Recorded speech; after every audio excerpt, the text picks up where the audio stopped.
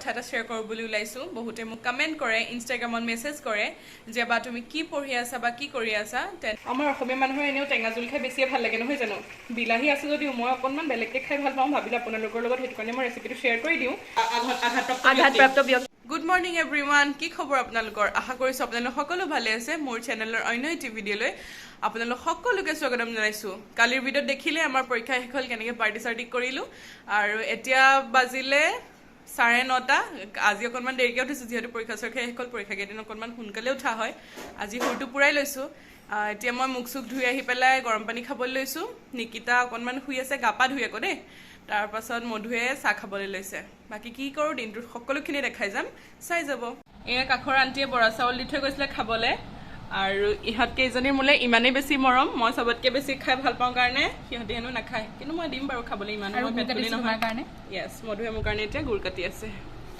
Thank U aunty আমাৰ খাই বৈ হৈ গ'ল দেখিছে ৰুমটো কিমান বেছি একদম বৰবাদ দি আছে এতিয়া আমি গোটেই চিজিল কৰি লওঁ যিহেতু এইখিনি পৰীক্ষা হৈছিলে ইমান কাম কৰিবলৈ মন যোৱা নাছিলে পঢ়াও নাছিলোঁ বাৰু বেছিকৈ হ'লেও এটা মূৰ্ত ধাৰণা থাকে যে মই গা পা ধুই আজৰি হৈ আহিলোঁ আৰু এতিয়া নিকিতা গ'ল ঘৰলৈ মধু গ'ল ঘৰলৈ মই অকলে এতিয়া বহি আছোঁ আৰু বহুত দেৰিৰ পিছত আপোনালোকক লগ পাইছোঁ এতিয়া প্ৰায় 2:30 বাজিলে ভোক লাগিছেগৈ ভিডিঅ' চিডিঅ' এডিট কৰি মেলি ইউটিউবত ভিডিঅ' চালোঁ সেইবোৰ কৰি মেলি থাকিলোঁ আৰু অকলে এতিয়া ভোক লাগিছেগৈ আৰু ৰাতিপুৱাই বৰা চাউল অকণমানহে খোৱা আৰু গেষ্ট্ৰিকৰ বেমাৰী যিহেতু ভাত পানী নাখালে প্ৰব্লেমো দিব সেইটো কাৰণে এতিয়া মই ভাত কেইটামান খাই লওঁ এয়া আজি মোৰ ভাত মাংস অকণমান আৰু এই কাষতে কালি বনোৱা পোলাও মই খাই বৈ আজৰি হৈ গ'লোঁ আৰু এতিয়া আপোনালোকৰ লগত সৰু কথা এটা শ্বেয়াৰ কৰোঁ বুলি ওলাইছোঁ বহুতে মোক কমেণ্ট কৰে ইনষ্টাগ্ৰামত মেছেজ কৰে যে বা তুমি কি পঢ়ি আছা বা কি কৰি আছা তেন্তে আপোনালোক সকলোকে মই জনাই থওঁ যে মই এগৰাকী DLED প্ৰশিক্ষাৰ্থী দেৰগাঁও চৰকাৰী বুনিয়াদী প্ৰশিক্ষণ কেন্দ্ৰত মই ট্ৰেইনিং লৈ আছোঁ এতিয়া আৰু এই বিষয়টোৰ ওপৰত অৰ্থাৎ DLED কোৰ্চটোৰ ওপৰত যদি কিবা কিবি বিশেষ কথা জানিব বিচাৰে আপোনালোকে তেন্তে মোক ইউটিউবত কমেণ্ট কৰিবও পাৰে নহ'লে ইনষ্টাগ্ৰামত মোক মেছেজো কৰিব পাৰে মোৰ ইনষ্টাগ্ৰাম আইডিটো হৈছে lakidas025 মই ইয়াত মেনশ্যন কৰি দিম আপোনালোকে তাত গৈ ফ'ল' কৰিব আৰু মেছেজ কৰি দিম বেছি ব'ৰ হৈ আছিলোঁ আপোনালোকে দেখিছিলে আৰু এটা মোৰ ইনষ্টেণ্ট প্লেন হৈ গ'ল আমি আহি আছোঁ এতিয়া ক'ত কৈ দিয়া আমি যোৰহাট গৈ আছোঁ আৰু মই লাগিম লগত এতিয়া আহিয়ে থাকিম আপোনালোকে আমনি লগাই দিয়া আমনি নাপাব ইমান ধুনীয়া চাই লিখি থাকিলে কাৰো আমনি নালাগে নহয় জানো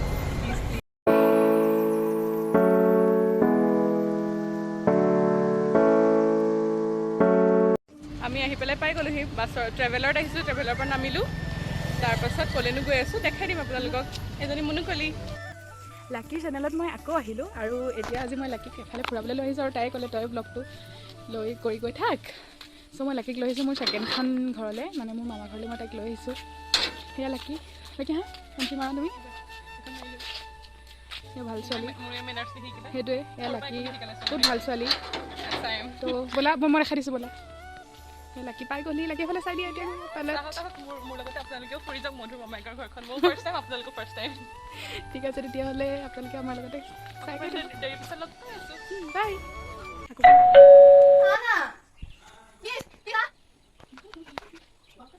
এয়া আমাৰ দাদা আহিছে আমি বহুত দিনৰ মূৰত আমাক দাদাক দেখিছোঁ এয়া আমাৰ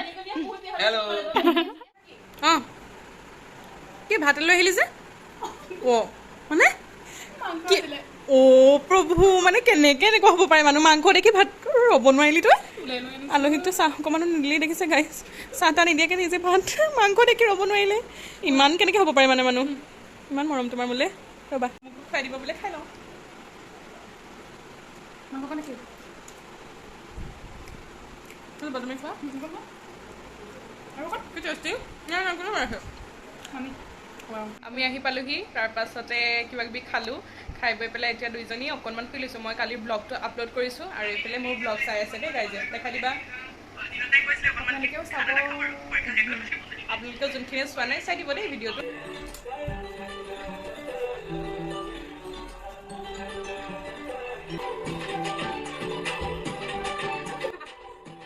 আৰু এতিয়া আমি গোটেইকেইটা ওলাই আহিছোঁ ম'ম' খাবলৈ এখন হৈছে চহমৰ সন্মুখতে আমি ম'ম' খাই দিলোঁ ম'ম' খাইছে কেই প্লেট খালে কৈ দিয়ক 3 প্লেট হা 3 প্লেট অ'কে এতিয়া বাজিলে 7:30 আমি গোটেইকেইজনী এতিয়া উঠি আহিছোঁ ভাত পানী বনাবলৈ কি কিনো বনাওঁ চব দেখাই যাম চাই যাব আপোনালোকে মধু এফালে বাচন ধুই আছে মাছ চাছ তাই ধুই মেলি দিলে আৰু এইফালে মুনুৱে কি কৰিছা মই মাছ ফ্ৰাই কৰিবলৈ যোগাৰ কৰি আছোঁ তাই মাছ ফ্ৰাই কৰিব, মই বনাম আৰু মধুৱে কি কৰিবি?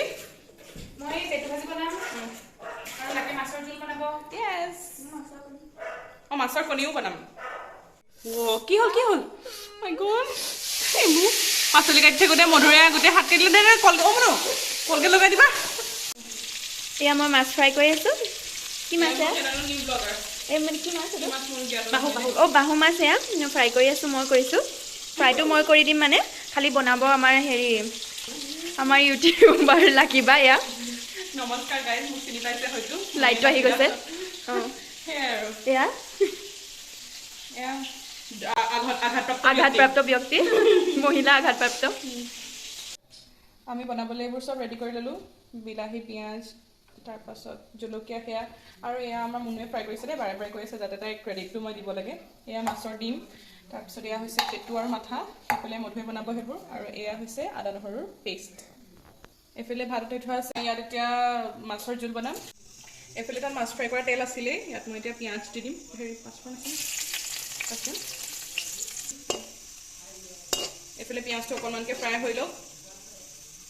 মাছৰ জোলকণ মই অকণমান মিঠা, টেঙা, জ্বলা চব কৰিব বিচাৰোঁ, আৰু সেইটো কাৰণে ইয়াত অকণমান মই এতিয়া চেনি এড কৰি দিছোঁ। তাৰপাছত ইয়াত মই এতিয়া এড কৰিম 2-3মান, অকণমান আৰু জ্বলা বেছি নিদিওঁ। ইয়াত মুনুহঁতে জলকীয়া খাব নোৱাৰে। এয়া মই দিবলৈ লৈছোঁ আদা নহৰু পেষ্ট। মিক্সিত পিচি দিয়া নাই, এনেকৈ পিচিলে কিবা টেষ্টটো মোৰ ভাল হোৱা যেন লাগে, আপোনালোকৰ নাজানো আৰু। এতিয়া গোটেইখিনি মই ধুনীয়াকৈ ফ্ৰাই কৰি ল'ম। গেছৰ ফ্লেমটো একেবাৰে মই ল' কৰি থৈছোঁ। এতিয়া মই ইয়াত এড কৰিম নিমখ, প্ৰয়োজন অনুসাৰে দিব। বিৰাট ধুনীয়াকৈ এইখিনি ফ্ৰাই হৈ গ'ল। এতিয়া মই ইয়াত বিলাহীখিনি এড কৰি দিছোঁ।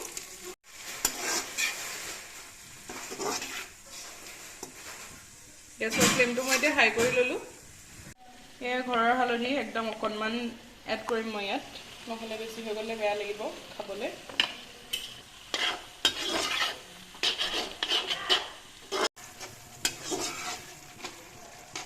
এতিয়া মই বিলাহীখিনি সিজিবলৈ ঢাকনখন লগাই দিছোঁ।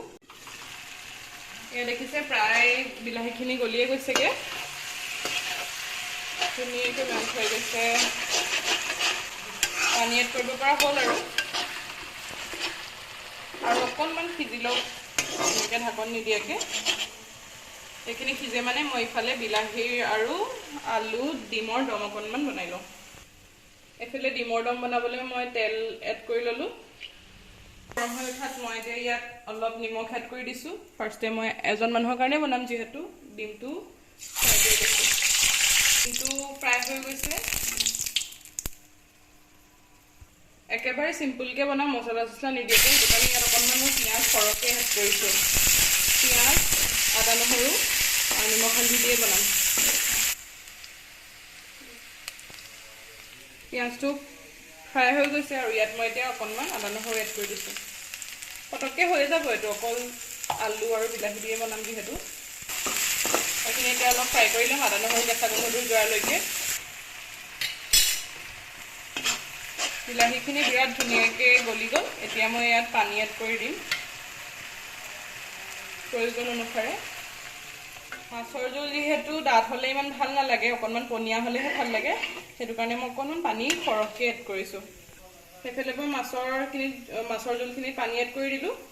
তাৰপাছত ইয়াত এতিয়া মই ডিমৰ দম বনাবলৈ আলুখিনি এড কৰি দিছোঁ। আলু আৰু বিলাহীখিনি একেলগে দি দিছোঁ। এতিয়া এইখিনি মই ধুনীয়াকৈ ফ্ৰাই কৰি ল'ম। অকণমান ইয়াত এড কৰিম মই এতিয়া হালধি আৰু প্ৰয়োজন অনুসাৰে নিমখ। এতিয়া এইখিনি মই ধুনীয়াকৈ ফ্ৰাই কৰি ল'ম। আলু বিলাহীখিনি ধুনীয়াকৈ ফ্ৰাই হৈ গ'ল। ইয়াত এতিয়া মই অলপমান পানী এড কৰি দিম। যিহেতু মই এজন মানুহৰ কাৰণে বনাইছোঁ, খুব একদম অকণমান পানী দি পেলাই বনাইছোঁ, আৰু উতলিলে আৰু কমি যাব বাৰু। আৰু ইয়াত মই এতিয়া ডিমটো এড কৰি দিছোঁ। সেইখিনি গোটেইখিনি ধুনীয়াকৈ উতলি থাকক।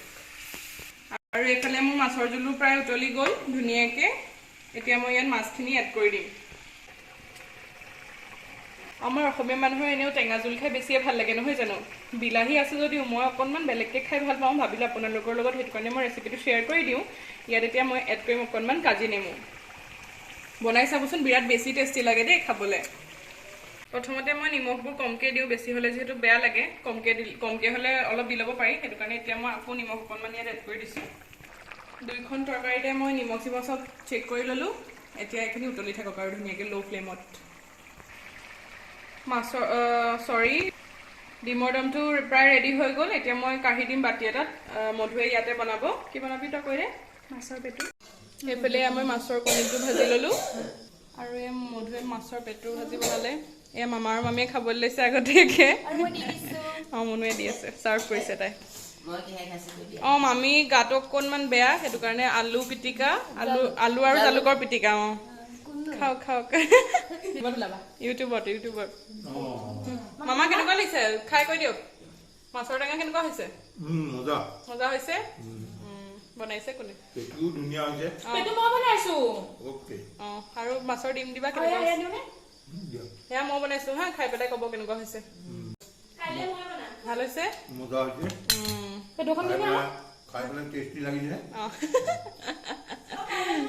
সেয়া হৈছে আজি আমাৰ খানা। একেখনতে চব লৈ লৈছো আৰু কোনে দেখাই ঠিকেই হৈছে। দেখিছা নাই তুমি? সেইডাল কাই চিনি পাইছা? কি খাই আছা কৈ দিয়া। ভাত পানী খাই মেলি চব আজৰি হৈ গ'লো। এতিয়া আমি 3জনী আগফালে বহি আছো। সুকন্যা বেলেগ ওলাই জানিবা মোৰ ইউটিউবত। এয়া দুদা। মামা বাই বাই। সোনকালে ভাল হৈ আহিব মামী। Bye bye. হ'ব লগা বোৰে দিছে ন ফূৰ্তি। হেল্ল' এভৰিৱান, দেখিলেই মই মধুৰ মোমায়েকৰ ঘৰলৈ গ'লোঁ, ফুৰিলোঁ, খালোঁ, বলোঁ, আহিলোঁ। মই বৰ্তমান ৰুম পালোহি আৰু মধুহঁতো ঘৰলৈ গ'ল। তেন্তে এইটো ভিডিঅ' বিশেষ দীঘলীয়া নকৰোঁ, কিন্তু এটা কথা মনত পেলাই থওঁ আপোনালোকক। মই যে প্ৰথমতেই কৈছিলোঁ ভিডিঅ'টোৰ DLED কৰ্চটোৰ বিষয়ে যদি আপোনালোকে কিবা জানিব বিচাৰে মোক কমেণ্ট ছেকশ্যনত জনাব। হয়, এই ভিডিঅ'টোৰ কমেণ্টতে জনাব, নহয় মোক ইনষ্টাগ্ৰামত মেছেজ দিব। আপোনালোকে যদি তাৰ ওপৰত কিবা কুৱেশ্যন কৰে তেতিয়া মোৰ আনচাৰবোৰ দিবলৈ বেছি সুবিধা হ'ব। আৰু নহ'লেও জানিবও যদি বিচাৰে মোক ক'ব, মই এটা ধুনীয়া ভিডিঅ' আপোনালোকলৈ আগবঢ়াম।